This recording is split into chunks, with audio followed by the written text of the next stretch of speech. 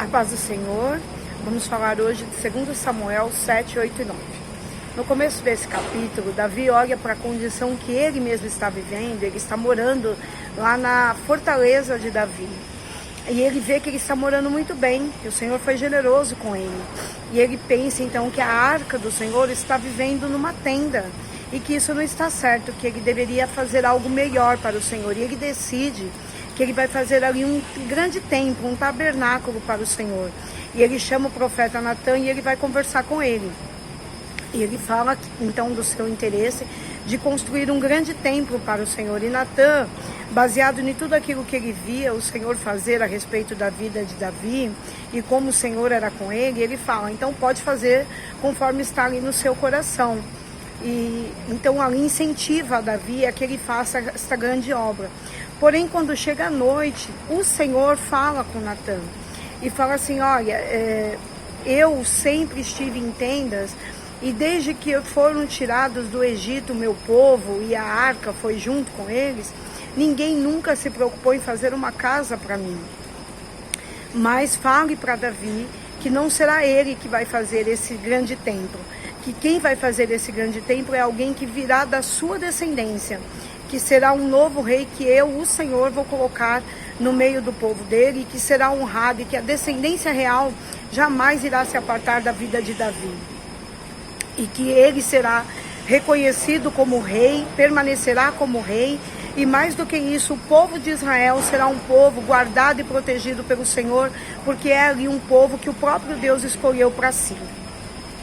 Então, quando Natã passa todas essas informações para Davi, ele se coloca, vai adiante disso, vem diante do Senhor e ele ora uma oração de agradecimento. Ele fala para Deus, quem sou eu, quem fui eu diante do Senhor, para que o Senhor já tenha feito tanto sobre a minha vida, para que o Senhor já tenha me abençoado tanto quanto o Senhor já me abençoou, e agora o Senhor ainda me faz promessas de que o Senhor abençoará também a minha descendência. E aí ele fala, realmente não há outro Deus, porque não há um Deus como o Senhor, que ninguém pode fazer o que o Senhor faz, ninguém pode ser tão bom quanto o Senhor é.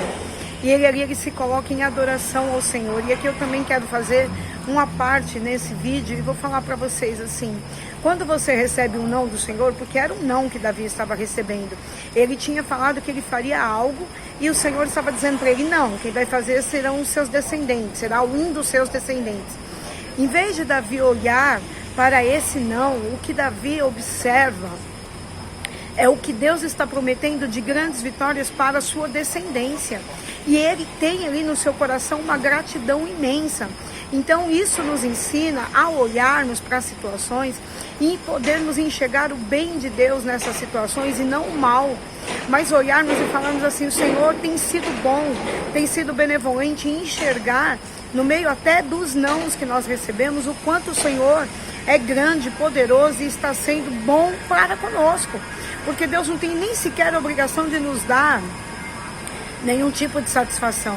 Mas Ele vai além da satisfação ali, Ele faz promessas para Davi, promessas para a família de Davi, promessas para o seu povo, que o próprio Davi, ele não tem como garantir que os seus filhos mais futuramente seriam abençoados ou guardados. Mas Davi olha aquilo tudo e ele só fala assim, quão grande é esse Deus. Então esse é o primeiro ensinamento desse vídeo, que nós possamos entender que em tudo a boa mão do Senhor está e que Ele é poderoso para entender o que é melhor para nós hoje, amanhã e depois, porque Ele nos guarda. E o amor que Davi tinha pelos seus filhos fazia com que naquele momento ele também se alegrasse profundamente. Na sequência desse capítulo, o próprio Senhor vai descrevendo todas as vitórias que Davi tinha tido em relação aos exércitos vizinhos, aos outros reis, e tudo aquilo ali que o Senhor foi entregando na mão de Davi. Davi era um homem de guerra. Israel foi vencedor através das lutas que Davi foi ganhando, e todas elas, você deve lembrar nos vídeos anteriores, Davi ia questionando a Deus, Senhor, o que eu faço, de que jeito eu faço, para que lado eu vou, de que maneira eu vou. Por isso ele era vencedor, e por ele ser tão dependente de Deus, é que o Senhor dizia ali que iria honrá-lo.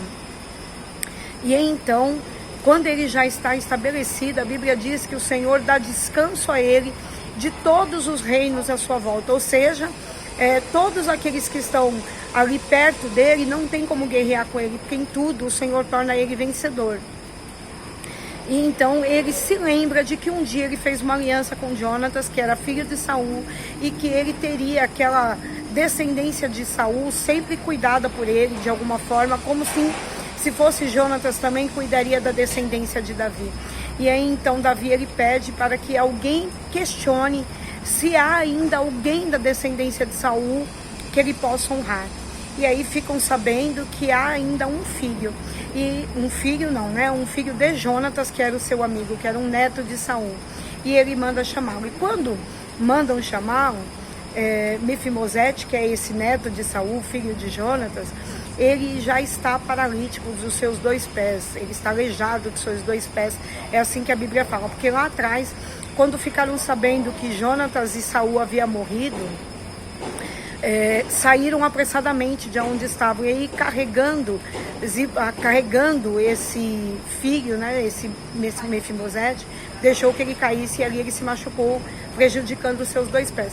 Quando a pessoa fala, a gente vai procurar Mefibosete, vai te trazer Mefibosete, fala, vamos te trazer um aleijado.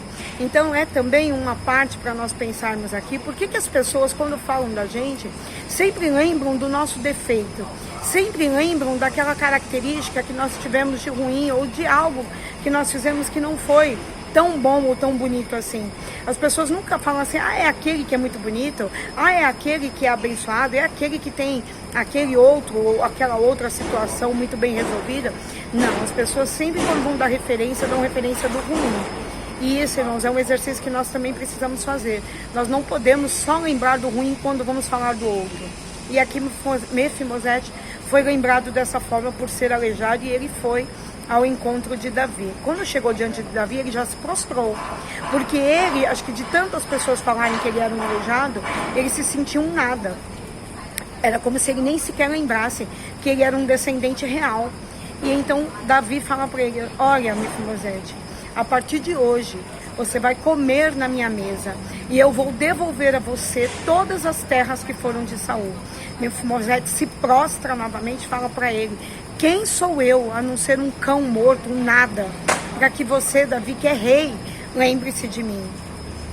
Mas Davi era um homem de honra. E lá atrás ele fez com o pai de Mefibosete uma aliança, que ele protegeria toda a sua descendência. E Davi, mesmo Jonathan, que era o pai de Mefibosete, não sendo mais vivo, a palavra que um dia ele empenhou, ele não voltaria atrás. Então que eu e você também possamos honrar a palavra que nós um dia demos às pessoas à nossa volta, e que nós possamos honrar, porque eu também falei isso no vídeo anterior, o nosso caráter, ele precisa falar em relação a nós. E a expectativa que as pessoas têm de nós precisa ser uma expectativa de homens e mulheres que servem e temem a Deus e que agem segundo a vontade do Senhor. Porque se nós agirmos de acordo com a vontade do Senhor, nós vamos sempre resplandecer coisas boas. Porque aqui Davi resplandeceu para esse que se considerava um nada, algo muito especial. E Davi não só fala, mas ele honra realmente a Mefibosete, e ele atribui a Mefibosete tudo aquilo que foi do seu avô. Ele dá ali para ele toda essa provisão. Então ele diz inclusive que a família daquela que cuidava dele, né, passaria a ser servo dele, que Mefibosete foi colocado numa posição como se de família real realmente. Ele honra a esse que era tratado como nada. Queridos, nós em muitos momentos somos tratados como nada. Nos sentimos inseguros, nos sentimos inferiores, nos sentimos incapazes. É como se o nosso defeito fosse maior do que todo o resto que nós somos.